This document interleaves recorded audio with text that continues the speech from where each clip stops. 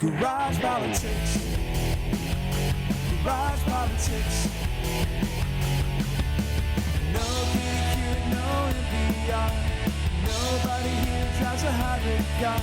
If the media makes you sick, Garage Politics.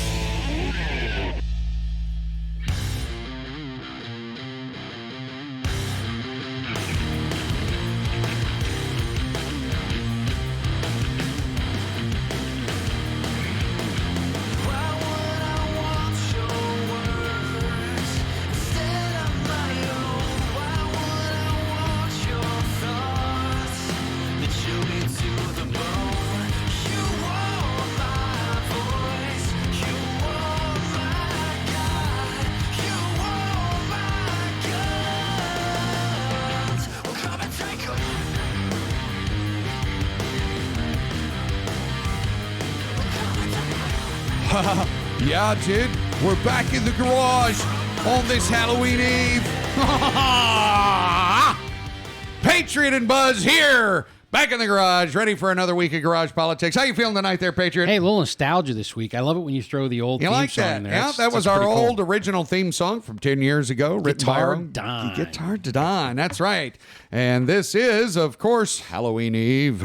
So, Nice. I love it. Very good. Oh, there's Nancy Pelosi. I didn't realize she was making an appearance tonight. Oh, yeah. So, hey, everybody. It's great to be back here in the garage yet another week, and we're going to be continuing where we picked up last week. Of course, we do want to remind you, hop on over to our website, www.garagepolitics.com. If you're nostalgic, go to .net. They both work. Doesn't matter. I remember I used to do that all the time, and Jack was always like, do you have to say www? Yes, because I got used to saying www. Yep. It just kind of rolls off the tongue, you know, like www. It's okay, man. Yeah, it's a good thing.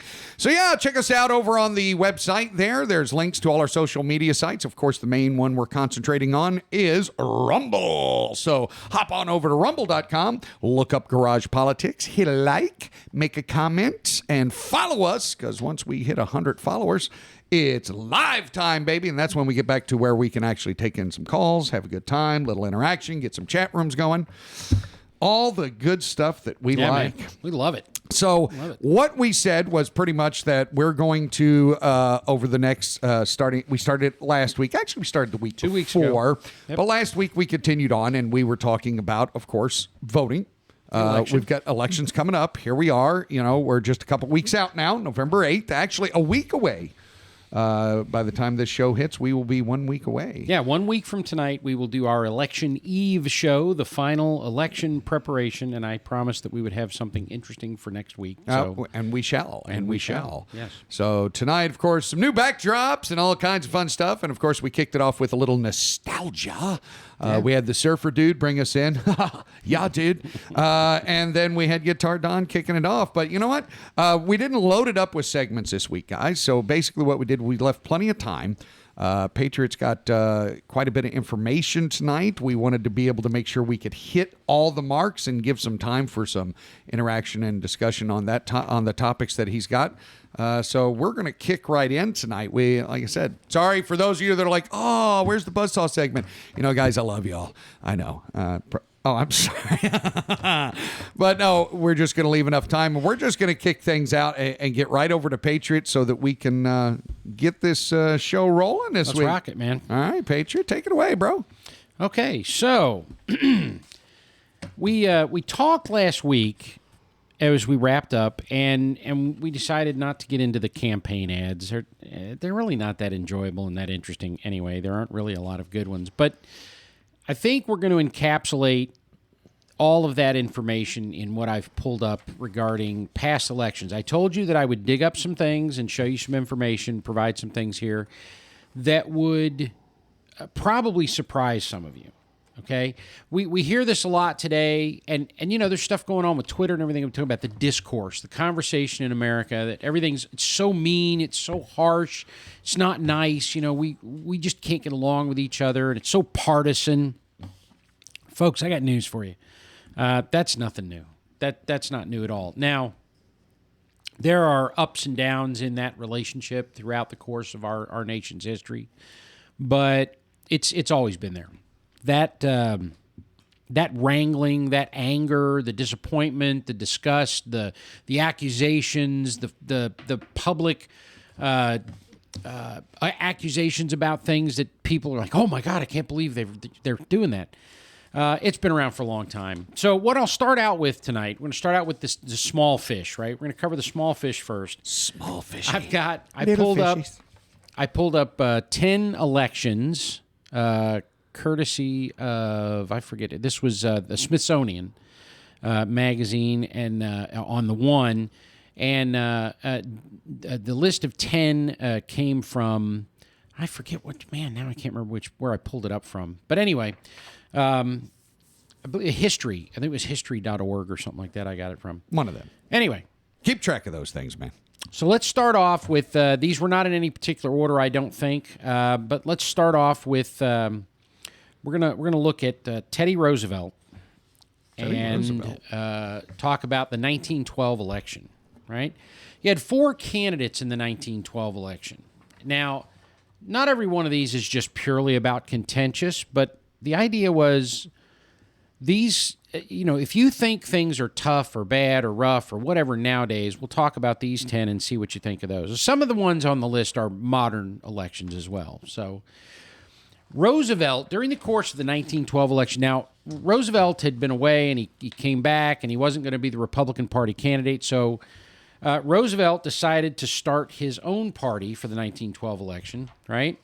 And he ran in the Progressive Party. Aha. Yeah. William Taft was the nominee for the Republican Party. Woodrow Wilson was the Democratic nominee. And Eugene Debs was the nominee for the Socialist Party. All right. Right? During the course of the 1912 election, Roosevelt, while giving a speech, was shot in the chest. Okay? Lovely. He continued his speech and got the bullet removed afterwards. Wow. Yeah, this guy was tough. Jeez. Wilson ended up winning this with less than 50% support in many of the states, but the Republican vote was divided between Taft and Roosevelt. This has been a theme that has occurred many times over the years. If you recall, we had the whole thing with Clinton and George H.W. Bush and the little hand grenade. What was his name? What was the guy that ran against Bush? Oh, God, I can't remember his name. Jeez, what was his name? Anyway, divided the vote, right? You'll have to look that up. You need to look that one up. It was the 92 election. Okay. Right? Yeah, let's look that up there. I can't believe I can't think of his name. Somebody's shouting at the video while they're watching this right now. They're going, "Oh, how can you not know that? How can you not remember?" Anyway, Perot or something like that. Ross Perot. Yeah, Ross Perot. Thank you. There it was. There you go. So it's So you're talking about an election. I kind of highlighted that when I thought it was interesting because you've got a candidate in the election getting shot during the course of the election. I guess it doesn't get much more contentious than that. Even though he wasn't the main candidate. Wilson ended up winning that election, of course, and brought us all kinds of really bad things. But, it is what it is. 1824 election. John Adams won this one. You had 4 candidates again in this election, the 1824 election. All were members of the Democratic Republican Party. How confusing would that be? Isn't that fun? Democratic Republican. That's what it said. Talk about a oxymoron. So you had John Adams, Andrew Jackson, John Quincy Adams, and Henry Clay. In the first round of this election, there was no majority. 4 candidates, no majority. Okay. It was decided in the House where Henry Clay was the Speaker, so he was eliminated. And Adams won, after the voting. Jackson said it was political corruption. So there was... Of course. Now, one of the reasons I thought these were worthwhile is what do we hear nowadays? You've got this whole thing, the January 6th bit and all of this, and, it's a coup because people question the election. People are not allowed to say that the election was illegitimate.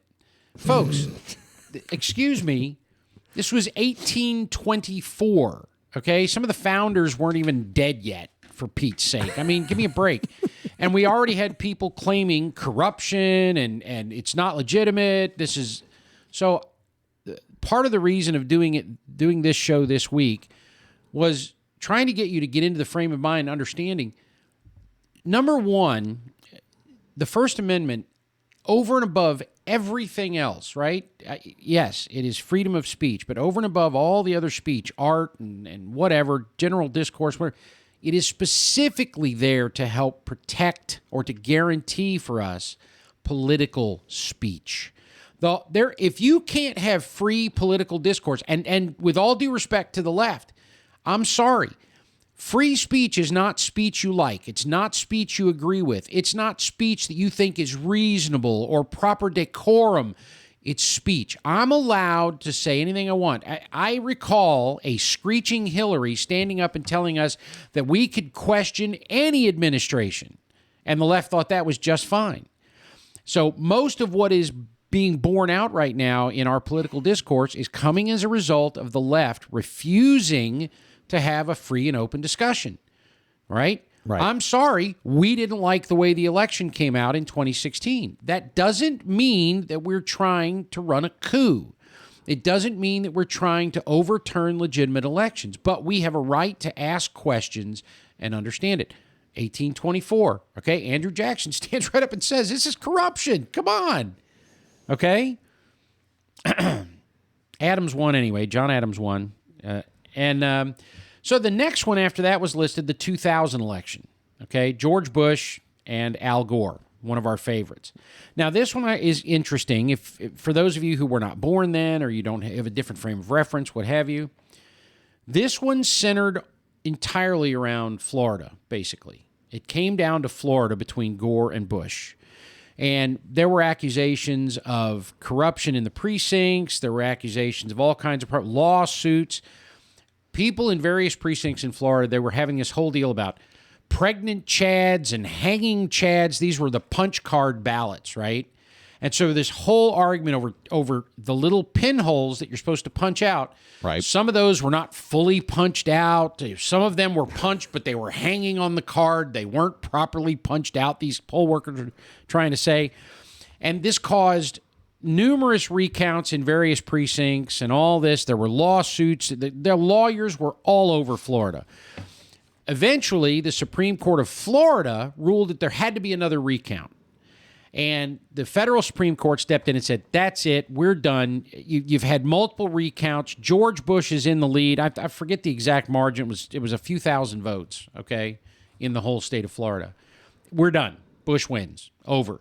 This precipitated screams and howls from the left of illegitimate president, selected, not elected, all of this sort of thing that came down. It was part of the process. Did I like it? No, I did not care for it. Much rather that we had had a reasonable process. But again, my point goes to the idea that you get people out here running their mouths right now telling us that, oh, people on the right are horrible. They're questioning the election. How dare you question the integrity of a U.S. election? Shut up. Give me a friggin' break. You guys question things all the time. We've done it throughout our history. Get over yourself. These people need to go find a safe space, put their thumb in their mouth, and shut up. As long as they're the ones questioning it, it's fine. But Yes. but let anything come up that it's contradicting to what they believe, and it's like, oh my gosh, you guys are just you're corrupt questioning politics, questioning authority, questioning the establishment, questioning politicians needs to be right? done more often. This should be standard practice in the United States. You betcha. This is a free nation. We are a constitutional republic. We are a nation of laws. It should absolutely be, and it is, ingrained in our DNA as Americans to ask questions, to want to know, what is it exactly that you guys are doing? Okay, what happened here? Why this outcome doesn't look exactly right? What happened? We should be questioning it. And more importantly, as patriots, as people who love this republic, we should be willing to have that discussion. We should be willing to look at it. We should look at it and go, you know, you're right. I'm not sure that's exactly correct. Let's go take a look at it. Let's make sure that the votes were legitimate. Let's make sure that the process is properly handled, explained, executed. Everything is good. Why should we be afraid of any of that, ever? We should never have to be afraid of that. Anyway, from the 2000 election, we go back to the 1800 election. Now, this one is particularly interesting because it's got some things that we've heard various discussions about. It was a different system. Voters would choose two out of many, okay? the majority vote would become the president, and the second place vote basically would become the vice president. So you didn't come in with a running mate and do it the way we do it nowadays. They just threw everybody in the box, said vote for him. Number 1 gets the president, number 2 gets the vice president, right? Right. Now, the interesting part is that Thomas Jefferson and Aaron Burr tied. Really? Okay? And so they were tied for first. This was the first time ever that the House of Representatives would choose the winner. All right. Now, Alexander Hamilton, who did not like Burr, he said he had no character, he was only in it for himself. He campaigned for Thomas Jefferson. He was the Secretary of the, what was it, Secretary of State at the time? Secretary of the Treasury at the time, excuse me. Hamilton campaigned for Jefferson. Jefferson ended up winning. This prompted the 12th Amendment, which made voting for president and vice president separate acts. So you've got the first time the House makes a decision, you got, members of the parties, campaigning for these guys to be president. The House of Representatives makes the selection, the whole bit, all right, all this animosity that builds up. And then you get a constitutional amendment out of this process, okay, to deal with the fallout and the outcome of the election, because everybody stepped back and went, not such a great idea. And the last note there, 3 years after this election, Aaron Burr killed Alexander Hamilton in a duel. Wow. Yeah, lots of fun. We're going to skip the next one because that's going to make it the final one. We're going to go right on to 1948 when Truman won the election. He was opposed by Thomas Dewey. He was also opposed by people in his party, and this is worth noting because Truman was opposed because of his stance on equal civil rights for African Americans, okay? And now the story referred to conservative Democrats who opposed Truman, who then went out and formed their own party called the Dixiecrats. Remember, we've referred to the Dixiecrats before? Well, this is where they came from. I'm not sure conservative is a really good way to describe those people because these are also the guys that were running the Klan and everything else. This was not conservative politicians. At all. Okay? They certainly, very far from conservative. Certainly weren't constitutionalists. Now, it was interesting also because, again, we talk about polls. You know how I don't like polls. I say all the time I do not like them. I think that they're designed to push political action, not to tell you about the process. They're not trying to tell you about the trends and what's really going on. I'm firmly convinced that polls really only serve the purpose of trying to, discourage your opponents and encourage those who are in favor of it, right? I think they tend to affect turnout because you've got people out there that are sort of lackadaisical and they'll look at it and think, my candidate's ahead. I don't have to worry about it, right? Right. Anyway, so... Oh, nice. Sorry about that. That's what happens when you... This is where the Chicago Tribune printed the headline in advance, Dewey defeats Truman. The next morning, they had to fix that because Truman actually won. But that one was interesting. And then you had the 1860. Everybody, what's significant, of course, about the 1860 election, right? Abraham Lincoln won. Right before the Civil War. Ah, yes. So... I know you always look to me to do that, and then, of course, I'm sitting here on the show going, and he's trying to show listeners how dumb I really am. No, I'm not. That's not it. I'm sorry. He always puts me on the spot, folks. He loves to do that. And in the middle of it, while he's doing that, I'm over here trying to verify stuff, look up stuff, come up with our shout-outs and everything else. Stop And doing that to you. He goes, and it was. That's and not then cool. Long pause, awkward silence. Sorry, dude. That was just wrong. I answered one, Lincoln won, and he's like, yes, but... So the 1860 election was the final blow that triggered the Civil War, okay? You had Lincoln for the Republican Party, Stephen Douglas, people will recall the Lincoln-Douglas debates, Douglas for the Democratic Party of the North, okay? John Breckinridge, the vice president at the time, was selected as the Democratic Party of the South candidate, and John Bell ran on the Constitutional Union Party ticket. Okay? Okay. Now, most of the southern states did not put Lincoln on the ballot at all. He won a majority of the northern states, right? Only about 40% of the vote, but he was declared the winner. Now, right after Lincoln was declared the winner, South Carolina seceded, followed by 6 other states. And then you had the Confederacy. Jefferson Davis becomes president of the Confederacy. And, and then we get the Civil War out of that, right? So I'm thinking it's pretty hard to beat that level of contentious when we're talking about elections nowadays. I think a little mudslinging and some griping and complaining about things is really minor when you compare it with the fact that we ended up with a divided nation and a war that killed hundreds of thousands of Americans. Yes.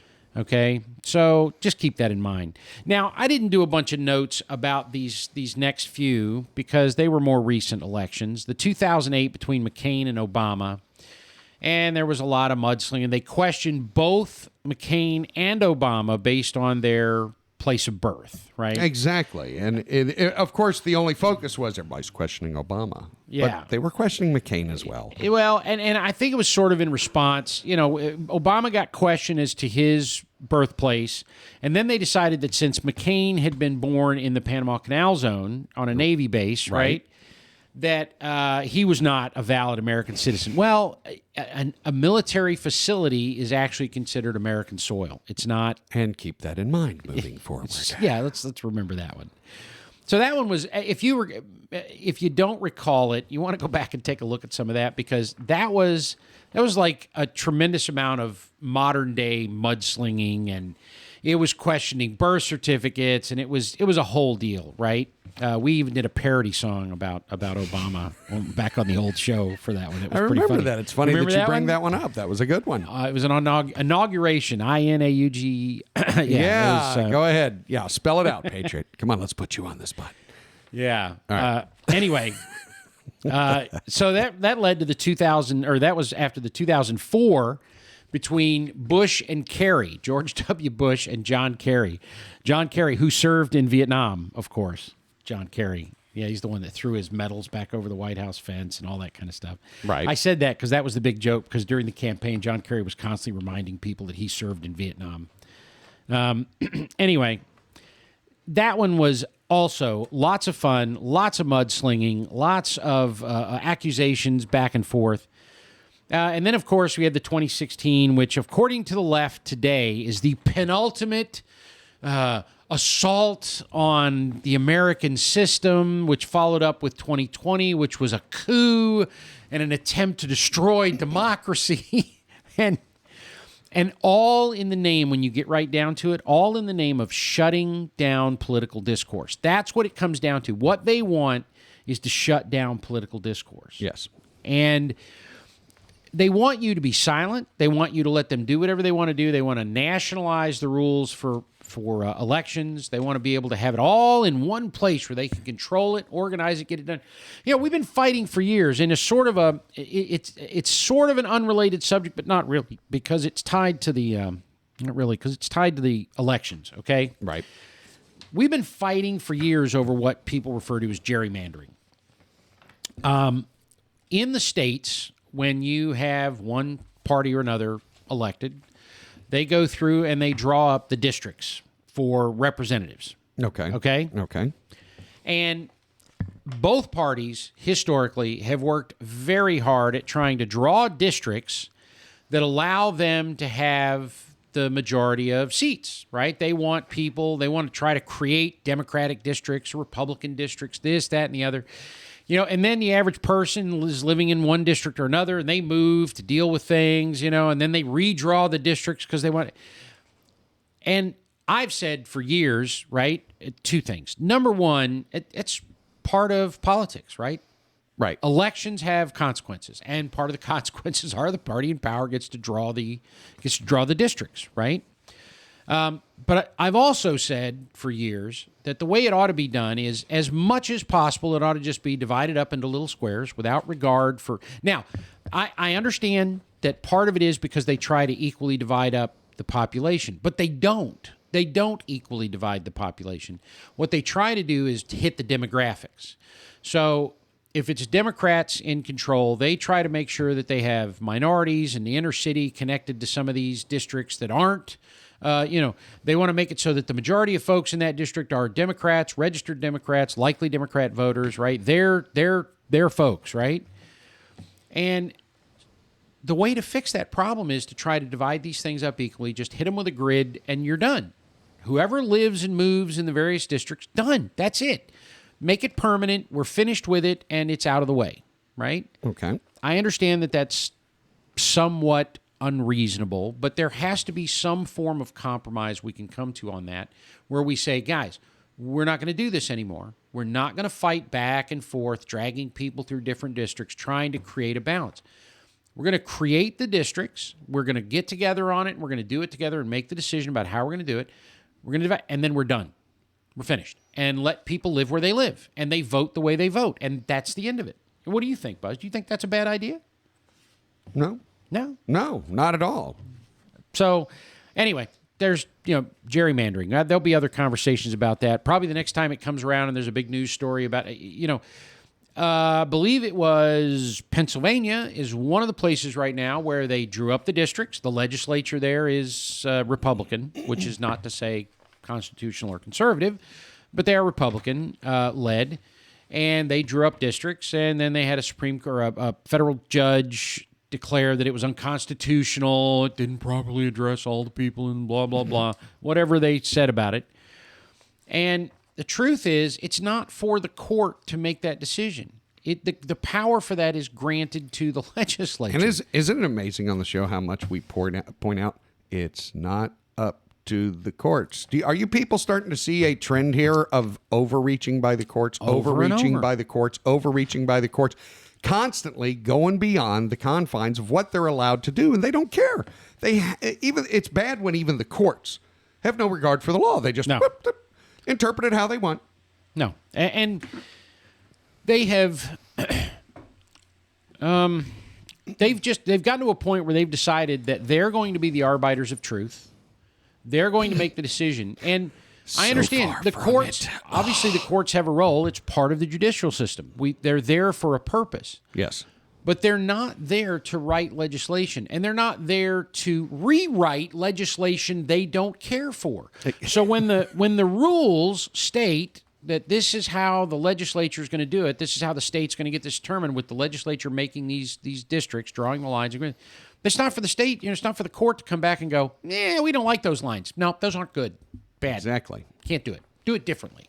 Or, as they did in this case, I believe at some point, I'm thinking they had a group of learned experts, right? Learned. Who analyzed it and drew up proper and fair districts. One more time, folks, say it with me. Learned. Life is not fair. It's not fair. I tell you, it's not fair. It's not very fair. Good. It's very good. All I right. promise you, it's not fair. That's enough of the sidetrack on that. Now, okay, sorry. Let's go back to that election I skipped, because this is the big one. This is the one that had all the fun and the fireworks in it. Okay? 1876, our centennial. 100 years since the Declaration of Independence, right? Since we declared our independence. Right. And 1791, when everything was ratified. So 1876 was a fun election, okay? Now, we start out with Rutherford B. Hayes. There's a picture of Mr. Hayes from 1876. He was facing, let's cover some info about Hayes first, then we'll talk about his opponent. Hayes lost. Now, each one of these points was designed to kind of bring to mind things that we talk about today. Hayes lost the popular vote. Now, remember, 1876, 100 years after the Declaration of Independence, okay? Over 150 or 40 some years from today. Lost popular vote by more than 250,000 votes. That's quite a number back then. Well, yeah. Okay, 250,000 votes. Okay? Hayes went to bed after preparing his concession speech. Okay? And there was suspicion of voter fraud rampant in Republican states at the time. Heavily armed and marauding white supremacist Democrats canvassed the South, preventing countless blacks from voting. And as a result of that, Florida, Louisiana, South Carolina were deemed too close to call. Right? Wow. Now, his opponent was Samuel Jones Tilden. Nice looking fellow there, huh? Can't say that about either of them. Tilden was referred to by his opponents throughout the election as a briber, a thief, and a drunken syphilitic. Okay? You can't make this crap up. Wow. Sorry. Okay. So see, it was even there back in those times. Yes. So it's when I tell you that this is not new, I'm not kidding, all right? This is 140 some years ago, right?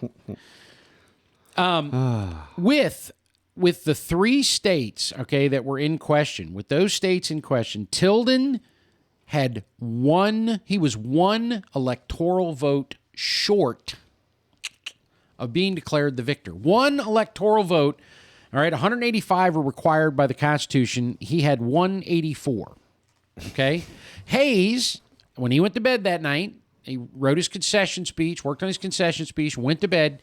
He was sitting at 165. He was convinced it was over, right? Just coming in the Telegraph and everything. Right. They were getting reports, right? So there were 20 electoral votes outstanding in those 3 states. You see where this is going? Let's see where that's going. Okay, Hayes had 165. There are 20 votes outstanding. But getting there is the fun, okay? Hayes was sitting at 165 and can win with the 20 electoral votes outstanding in those 3 states. The ensuing crisis, now wait, people who are griping about, for example, the 2000 election and other things. Yes. Okay, the ensuing crisis took months to resolve. Not days. All right, Weeks. We started out with threats of another civil war, right? Remember, we had the Civil War in 1865. Right. All right, we had threats of another civil war. It was only ended months later with a behind-the-scenes Compromise. compromise. Yeah. Let's go though. Let's talk about the Democrats now. At this time, okay, if you want to talk about contentious and problems and all this, at this time, the Democrats had basically been shut out of control of national politics since the Civil War. Okay? Right. So you're talking about 11 years since the beginning of the Civil War, okay? And then so they've been out of this for a while, and they're not happy about it. Now, Tilden became a rich corporate lawyer. Gee, we don't have any of those nowadays. Imagine that, a rich lawyer. A rich corporate lawyer. All right, working for railroad companies and making real estate investments. So you know that people were all over this guy. And of course, he built a relationship with William M. Boss Tweed, who's the head of the Tammany Hall, which was the Democratic political machine which dominated New York politics for a long time. Now, look it up. I started to go off and go look up Boss Tweed, but go look it up. This was a guy who was a power broker, okay, during the 19th century, back during that time. Right. Now, in 1872, all right, Tilden entered the New York Assembly, where he began to earn a reputation for stifling corruption. Now, this put him at odds with that machine, okay? Of course it did. And keep in You're mind, threatening them because you're facing it head on. I have not done a humongous amount of historical research on these guys, right? I've picked up some articles from history and some other stuff that I'm using references from. Okay, so I don't know exactly. We're talking all about political process. So beyond that, right. this is what they need to keep in mind. Political Right. process, folks. So in 1874, he became the governor. And now he built a national reputation for breaking up fraud in the construction and repair of New York's canal system. Okay, we won't even get into the discussions about the canal system nowadays. No. Okay. No. He was attacked again for his chronic ill health. All right. And he was attacked for his connection to the railroads, which during that time period, now you guys have heard the term robber baron and other things like that, but the railroads were widely viewed as full of corruption, all right, corporate corruption at that time. They were not well liked by anybody, all right? The Democrats, though, saw Tilden as their opportunity, okay? Right. Here's this guy who's anti-corruption. He's got this great reputation, and we've been out of control for a while. This guy can get it done, okay? So let's take a minute and talk about the election, all right? The Republican Party controlled the canvassing boards, and they challenged the legitimacy of the vote in those 3 states. Okay. So you got 20 electoral votes. The Republicans went after those 3 states, declaring that they were, they weren't legitimate. There were problems with that. In the recount, personal agents were dispatched by the Grant administration along with federal troops. Okay, now those 3 states were still in federal keeping, control and everything. Okay. Right. So many of Tilden's votes began being disqualified for unspecified irregularities. Now, we're complaining about a protest, okay? And we're complaining about people, going to the Capitol. I'm not even going to get into the people that were breaking windows and destroying things. That's a separate issue.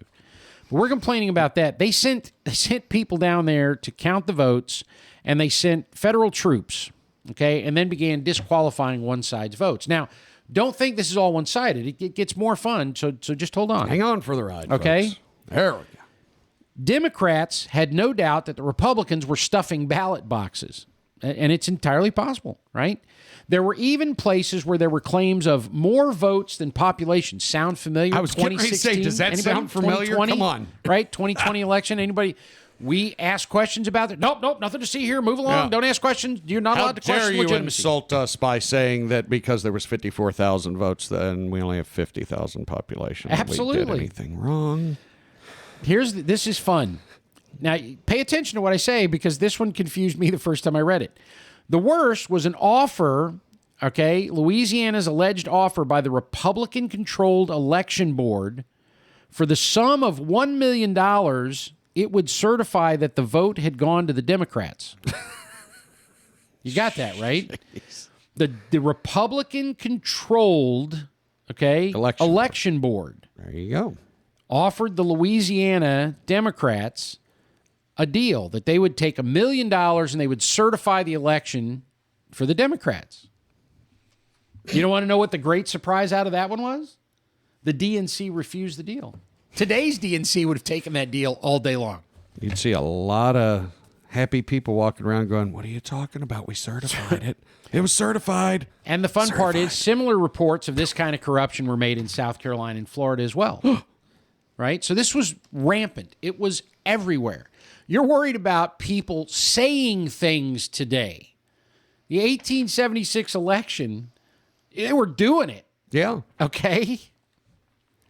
It's unbelievable. Well, because in today's times, words hurt. Yeah, right.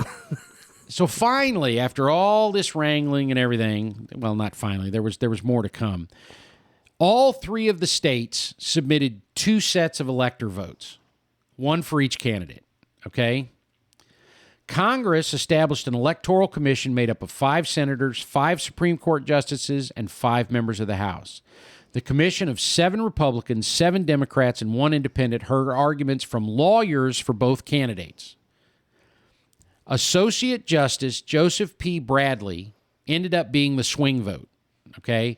He was going to select the next president. Now, on the evening before the vote was to be held, the Democrats, of course, showed up at Bradley's home to do a little lobbying and argue for their candidate. And Bradley agreed to read them his decision wherein he was going to give the election to Tilden. Okay. Okay? That was his agreement. Now, the Democrats, all happy, left Bradley's home, and in come the Republicans. Okay? Frederick Ferlinghuysen of New Jersey. Say that 10 Probably times. not the right way to say that. And George Robeson, Secretary of the Navy, convinced Bradley that Tilden would be a national disaster. Okay? And apparently, Bradley's wife helped convince him that this was the case. And he ended up switching and deciding to vote for Hayes and voting for Hayes to be president. But it wasn't over?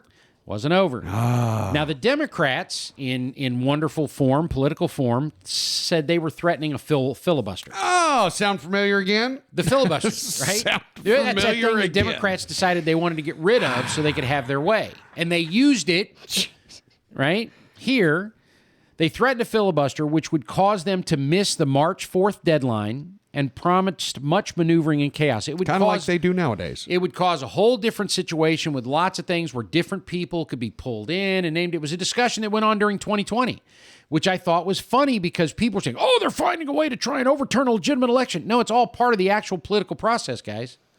The idea of delaying the election, which the Democrats did here in 1876, was the idea of trying to make sure that, right? You're trying to look at this and say, I do not want, our guy won. Our guy legitimately won. We know that people were stuffing ballot boxes, and these were not valid declarations that these votes were not proper. All of this, it was all BS. And so they said, fine, we'll just use the filibuster. We'll stop you from declaring Hayes the winner, and then we'll get into this process after March 4th where all hell is going to break loose. Now, what happened out of that was not actually a wonderful thing in a way, okay? Okay.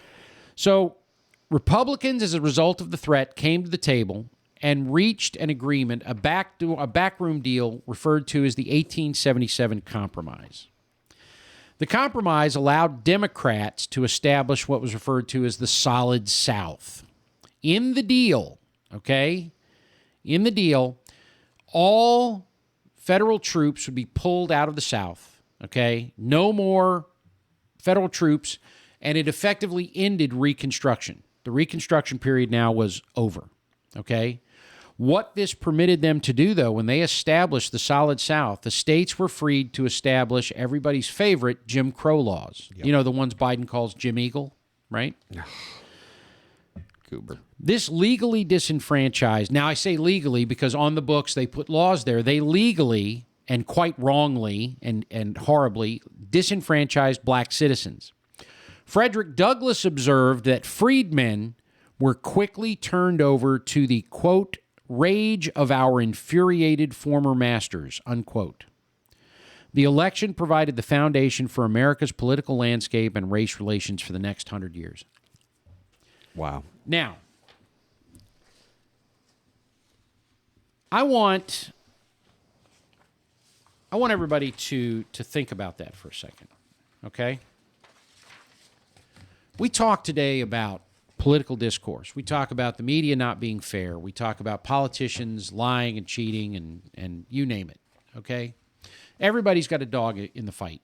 Everybody. Right. All of us have an interest in having this work out and be fair and reasonable and legitimate, okay? And legal. And so I thought this was an interesting opportunity, discussing these elections, to go to something that we've talked about before on the show. The idea that, number one, our politics, first and foremost, should be local. Okay? Agreed. And I mean that in the way that our politicians, our national politicians, in some way, shape, or form, come from our local politics, right? Most of them have had some, except for some of the more privileged ones, okay? Most of them have had some role in a local political office at some point, okay? They've come up as a water district guy, or they got a city council job, or they got elected mayor, or what have you, all right?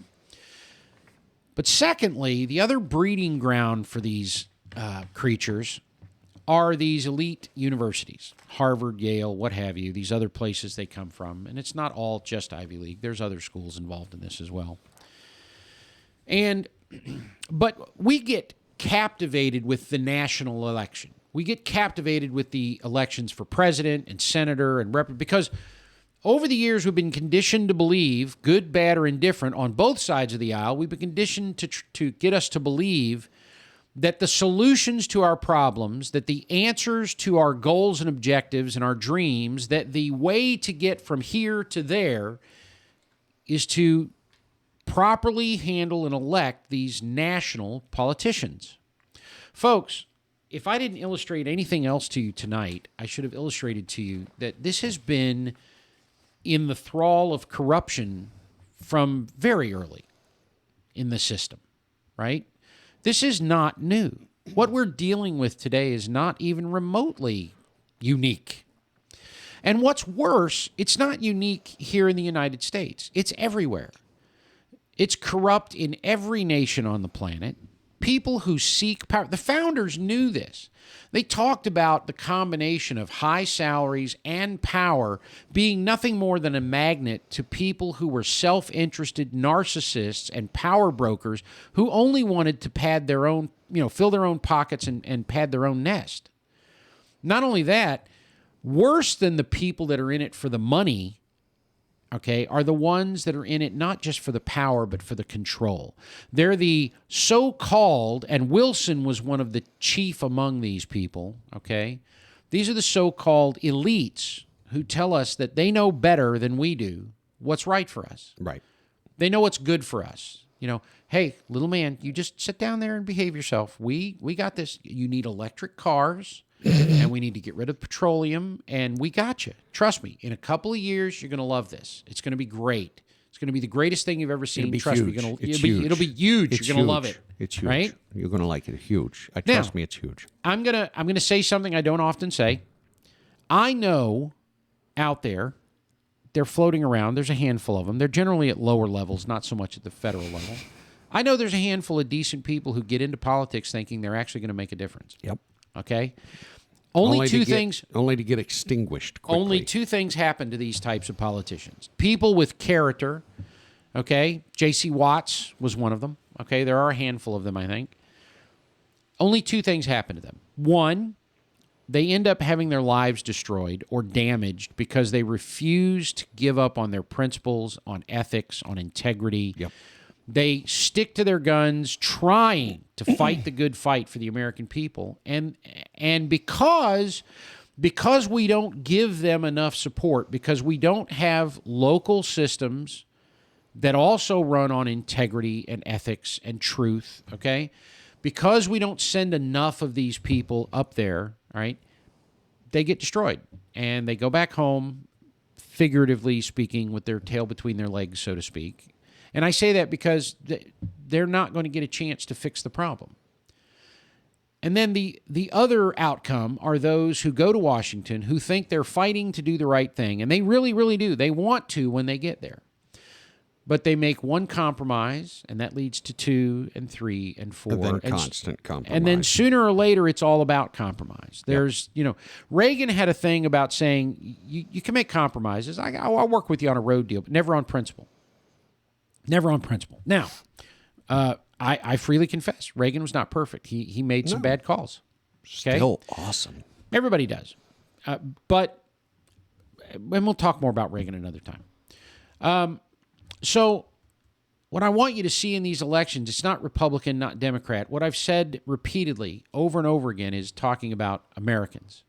I have equal disdain and plenty of vitriol for both parties, and including and extra parties, not just these two, but for the socialists and the greenies and everybody else. Because everybody gets into a party because they have an agenda. And their agenda is, if you're a greenie, it's all about the environment. It's not about the nation. It's not about the republic. It's not about people. All right, you can tell yourself that all you want, but it's not, because your overriding concern is Gaia. It's the planet. All right, it's the environment. You're more interested in inanimate objects. You can call them gods and anything all you want. They're not. They're just trees, and yes, they're living entities, but they're trees. They don't have brains. They don't think. They don't feel. They're just trees. And they don't have souls. Okay, Get over it. Or the people who put the animals first and everything else. I understand. You're allowed to have... The rocks are our friends. Oh, don't get me started on Hug the a crystal rock. people and the rock people. Aura. But the bottom line is, when you align yourself with these parties, right, you're subscribing to their agenda, right? The Republican Party platform, the Democratic Party platform, okay? And then we're all surprised when we are a Republican or a Democrat and we have a free thought, God forbid, and we say, as a Republican, well, I think we should spend more money helping the poor. And the party's like, no, shut up. We're not doing that. Hyperbole, right? Or you're a Democrat and you go, well, but we should give all our money to the abortion clinics. no, if you're a Democrat and you say, but That's all their I campaigning don't support abortion. Oh, you're not a get out of here. We don't want you. You heretic. You're terrible. Yep. What? You're the problem with politics. Well, but I have a gun. You have a gun. Oh my God, I'm so triggered. You're gonna kill me. Oh my God. This stuff, these are the minutia that they've got us all focused on. Okay? They are destroying us intellectually by ruining our education system. They are destroying us socially by dividing us along every conceivable line they can find. Any way they can. Any line that they create this little group and that. So we've got Economic, the transgenders race. and the Oh, LGBTQs, and we got and we've got this group over here and that group over there, and they don't like the heteros, the cis-hets, or whatever the hell else they call us now, and everything else. They divide us by all that. Then they divide us by age groups. The Republicans are going to take away your Social Security, right? Those young people are coming in, those whippersnappers. They're going to steal your Social Security and kick you off of Medicare. It's fear, okay? And then you got the groups telling you they're going to come and take your guns, and they're going to well, some of them actually say that. They actually say we're coming for your guns, okay? But the bottom line is we keep stirring what up. was his name? Beto. Robert Francis O'Rourke. Beto is not his name. That's bullcrap. Yeah. Anyway, this is how they do it, right? So they were having arguments here over issues and policies and what have you, and now they don't even have to come and tell us anything about their policies. They don't even have to come and tell us what they're going to do because they just go, "I'm for you, LGBTQIA2 plus 3QYYXV." Whatever it is now. It just keeps getting longer and longer. I don't care what you do in the bedroom. Quit coming up with acronyms for it. Just and they come out and tell us, and I'm going to protect you from those evil, bigoted people over there who believe in God and traditional marriage because they want to hurt you. And so we allow that to happen, and they tell us, the blacks, we're going to stir you up because we're going to tell you the whites hate you. It's white supremacy. Everybody hates you. They all want to keep you down. Not true. Are they racist? Yes. Yes. Absolutely. On both And sides. here's a big surprise for everybody on the planet who thinks otherwise. Are you ever going to get rid of them? No. Well, and you know what's funny about that? I got a friend, not going to name him for privacy reasons and everything, from Africa. Yeah. From Africa. And he says he laughs all the time because the people over here in the U.S. always going, "Oh, there's racism and all bigotry and all this other stuff going on." And he says they have no idea. No. Go to Africa, and you wanna witness true racism. Go to Africa, where he was born, raised, his heritage is from, and everything. And he says you have nothing here in the U.S. compared. And he soon is becoming an American citizen. Proud of him. Yes, he will be an American. He's awesome. And that's the thing. Look, in all of this arguing, where we're putting each other on the defensive, we're constantly trying to back each other into corners, all because the folks sitting in the cushy chairs in Washington and Tallahassee, and they all want us to do that. They want us fighting and arguing with each other. They want us separated and segregated because as long as we are in little groups, right, with no power and no authority, as long as they've got us distrusting one another and hating one another and angry with one another, they can control us. As long as we're divided, they can control us. So my message tonight, Buzz, is not one of disappointment and anger and angst and, oh, look how horrible we are as a people and all that. My message tonight with these elections, my point here is, folks, it's not new. It's been going on for a long time. And ultimately, it really comes as a result of parties. It comes as a result of affiliation. Now, but if you think about it with parties, think something. Now, since we've come back, yes, we've been talking about it. It's not that we've changed our stance or anything, guys. It's that we've realized through maturing over the years and everything, the beauty of it all is everybody's entitled to believe what you want. Yes. Have faith in what you want. Live how you want. That's the beauty of America. We're not setting up here we're not trying to point out people and pick on them and make everything bad. Guys, believe what you want, but quit being brainwashed. Yes. The whole thing is, it is so easy. The brainwashing is already out there because everybody believes it on the media and social media, and you go to Google and all these other places. If they've read it, they believe it. No one takes the time anymore to dig for the facts. Go out there. If you read a statement somewhere, don't believe it's the gospel truth. Yeah. If you watch a campaign ad, we were talking about that last week. Oh my gosh, the campaign ads. Who else is tired of it? None of them are telling you what they're going to do for you. Every single one of them is saying, my opponent is a racist. My opponent believes in nothing but taking away women's right. What are you going to do? Why isn't it as a society we raise up and say, quit making slanderous ads? Guess what? Everybody has a shady past. We all screwed up when we were younger. We all did stuff that we regret. That's why they're called regrets. Tell me what your agenda is. Tell me what you're going to do. Yeah. And make sure you follow up with it. Don't tell me you're going to do something, get into office, and then do your own agenda. But people demand the truth.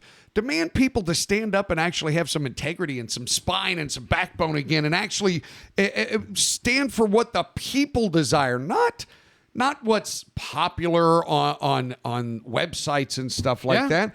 And that's what we're trying to encourage you to do here. Everything that Patriot says and everything that I say, guys, be an individual.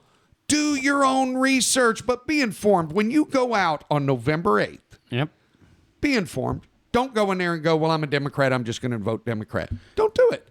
Don't do it. Read about these people. Look into their pasts. Look into what they voted for. Look into what they stand for, and then make an informed decision on your candidates. And more importantly, you're there not to fix national politics. You're not there. You're not there to fix Washington. You're not there to fix North Dakota. If you're in Florida, okay.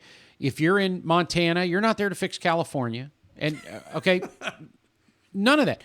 Those are your candidates. There goes Pelosi again. You said California. Sorry. Those are your candidates for your representation. These are the people you're going to send to Washington to represent you, your interests, your state, your district, your people. Now, the other thing about local, okay, when we talk about all this divide, about all of the setting it up and putting us against each other, if you're focused on the national election, if you're focused on the national scene, if you're looking at what's happening in Oregon and Colorado and California and Texas and New York, and you live somewhere else, it's very easy for them to get you fired up because you have no idea what's actually happening there outside of any relatives or that you've got that live there.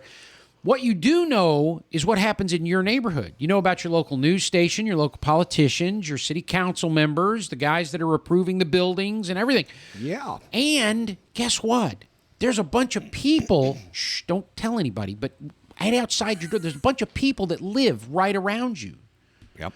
Now, I'm guessing that as much as you might get angst and anger and upset about all these things going on in the broader world outside of your community, you probably get along with most of the people around you. If you would take the time to learn your community. Except for that douchebag Dave 2 doors down who refuses to mow his lawn and plays his music too loud. We all know about that guy. We got it. We all got him. We all got our Daves. But the thing is, what I'm getting at here is, when I say solve things at the local level, get to know your neighbors. Spend time with your neighbors. You guys love each other. You guys get along with each other. I know, because almost every neighborhood I've ever lived in, regardless of how good or bad the neighborhood was, from a view standpoint, almost good people, right? Your neighbors, people you can talk to and, figuratively borrow milk from and whatever. I mean, that's not where the problem is. It's funny because, we look at our neighbors, we look at the people we hang out with, the people we go to church with, the people that we, go to the atheist church with or whatever it is we do on our own time. We get along with all of them. And then we turn around and we let people tell us, oh, everybody hates each other. Oh, man, the world's terrible. Everybody hates each other. We got to stop allowing them to divide us. Guys, keep in mind, the federal government, the only way they keep getting as powerful as they do is keep our minds occupied with division, whether it be race, economic, familial status, sex orientation, whatever it is that you think. The government is causing the division. Hell, Republican, Democrat, division. How many times have we said it? How many shows now have I said, be an American first? Yep. Be an American. You're not a Republican. You're not a Democrat. You're not a Constitution. You're an American. Be informed. Ask yourself, how many, and I'm doing this at my own risk. Think about it. Again, think about your community, people you know, right? Because there's a pretty good chance nowadays you got a pretty broad group of people in the community around you. If nothing else, you go to your kid's school, right? Ask yourself, how many times do you run into that guy who's like, well, I think we ought to shoot them all? Where are you? We get this stereotype of this person who just hates everybody and anybody who's not like him or her. Where are they? Are they out? They're probably out there somewhere. I have no idea. Some Democrat ran into him somewhere at a 7-Eleven. I don't know. We's into juice. Anyway, because I know we're kind of winding down here near the end, but the point. Look at there. You're right. I'm right on it, man. The point is this, guys. The elections are important. It's not just our right. It's our constitutional duty. Yeah. Right. So I make an appeal to. I know you guys are listening. You're involved. Tell people you know who are. Okay, I'm going to tell you. My wife refuses to vote. Won't even register. Wants nothing to do with it. I've been trying for 25 plus years, 27 years now to get my wife to vote. She just refuses. Right? If you got a friend who's like, it doesn't matter. Yes, it does. It does. You have a duty to be a part of this. And not only that, not just to go vote, not just to, sign your card and blah, blah, and go vote, but to understand what you're doing, to look at it, okay? And I'm shaking my finger a lot, and I got to, I'm thinking, no, I'm not. It's not a lecture. That's not what I'm doing. It's all of us together doing this and talking about the fact that... Don't take it personally, all you viewers. He does that to me all the time. He'll look at me and go, now listen, Buzz. If we don't step up and take the responsibility for the Republic... They will finish their agenda. They will divide us. They will take everything from us. They will take our freedom. They will take our rights. They will take our liberty. And as the World Economic Forum has predicted, in a few years, we will own nothing and we will like it. And don't sit there and shake your head and go, no, that's never going to happen. Guys, it's happening already. When the election is over, we will do a show on it happening.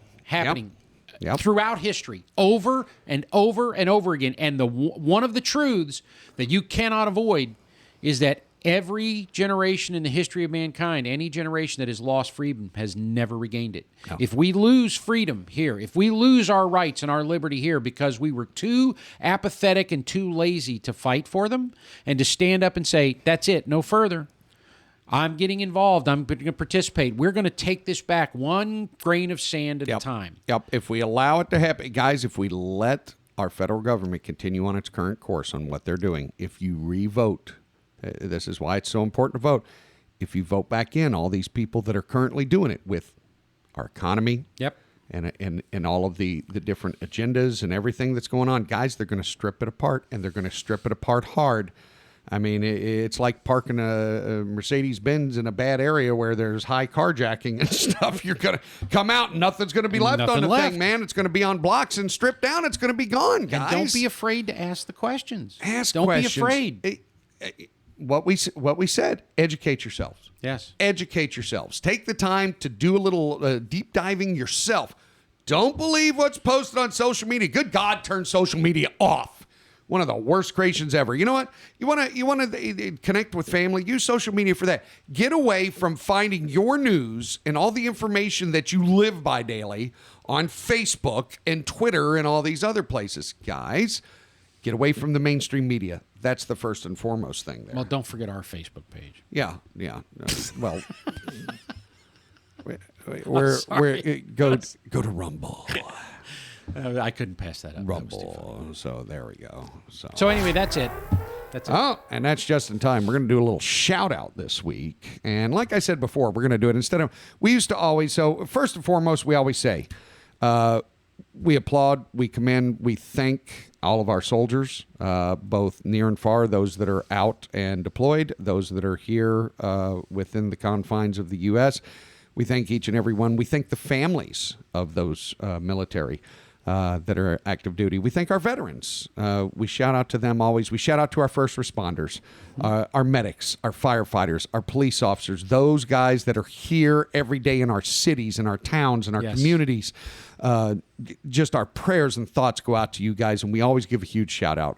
But I said, let's find just some good things going on. We had the teacher down there in got her Texas. name down. Yeah, I got it down. I've got it down. Okay. But this week we're going to give a shout out to this is a dad named Devin Olson in Minneapolis. Oh, cool. Okay. So what he did about 6 years ago to try to get kids, we know we all fear for our kids. We watch society. It's being stripped apart stuff. It's making it to where it's harder for our kids to get out and do stuff and do everything. Right. In the essence of giving them something, a more active, for a healthier lifestyle, and to actually give them the opportunity to get out. So Devin Olson organized what's called a bike bus for his local school zone. Okay. So they're ditching cars and buses and everything else. And a few times a year, what they do is they form a giant bus of bicycles, and the kids and everything, it's parent-led. Yeah. And they all ride their bicycles to school with the parents there, and they stop at the different schools and do it. Now, this started out, and it was, I think it was around 60 participants about 6 years ago when he started. Yeah. There's 150 participants in this now, and they So do cool. 11 semi-annual bike buses that have grown from 60 to 150, like I said. So we commend you, Devin Olson, for being a cool dad and making it to where kids can safely ride to school anymore. And it is. It's a much better option, you know. cool. You get a little healthy cycling going in and stuff like that. And this is the good stuff we need, folks. There's a lot of negative in this world. There's a lot of bad in this world. Yep. Let's quit focusing on it, guys. Let's quit giving it the center spotlight. That's all you hear the news talk about Amen. is murder and death. If it bleeds, it leads. You betcha. Let's demand some good news, folks. I went back and watched an old news segment, and it was the nightly news. And the neat thing was there was good in with all the bad. It wasn't just all bad. It wasn't just all destruction and fire and loss and death and. Do you know the other day somebody did an article about that, and they were talking about TikTok, right? Okay. Now, we've talked about the fact that TikTok is run by the Chinese Communist Party. Yeah. But he said, do you know the difference? Where the coronavirus came from. Yeah, but No, I'm just this was fascinating to me. But he said, do you Okay. know the difference between TikTok here and TikTok in China? What's that? He said, here, TikTok is absolutely loaded down. Now, you've heard me talk about this and how much I hate everything about this. It's like everybody on TikTok works hard to do the most asinine, the dumbest, the most ridiculous things they can possibly do. Yep. It's a constant parade of, Let's eat a Pardon Tide me? Pod. pardon the expression, but it is a constant parade of dumbassery. It's just... That is a good dumbassery. I got it from somebody else. I can't take credit for that. Dumbassery. But he said in China, you know what they got on there for their young people? What's that? He said it is a constant flow of young people doing good things, doing fantastic things, making, having achievements. It's very positive oriented. Now, if the communists get it, what's the problem here? I mean, Dumbassery. anyway, you know what? I'll leave you with that one for the week. You ruminate on that one. Fantastic. And with that, we'll leave you one last time with over to our website, www.garagepolitics.com or .net. You choose. It's your fingers doing the typing, not mine. So we don't care how you get there. Just get there. When you do, hit the link on over to Rumble. Hit a like, hit a follow. Also, you can find us on Facebook. You can find us on YouTube. And, of course, you can go over to Elon Musk on Twitter now. The bird is free. The bird is free. I love it. I don't agree with everything the guy believes in, but I tell you what, just his comments he's made and everything, that'll be another show. But anyways, guys, we appreciate y'all tuning in as always. Admin at GaragePolitics.net. If you got any questions, comments, anything like that, hit us up. We like to hear from the peeps. All right. And with that said, that's going to do it here in the garage for another week. Happy Halloween, I guess, to everybody. I don't know. I don't really celebrate it. So if you're out there, whatever. But until next week, Patriot and Buzz saying, have a great one. God bless. And we'll see you next week In the garage. In the garage.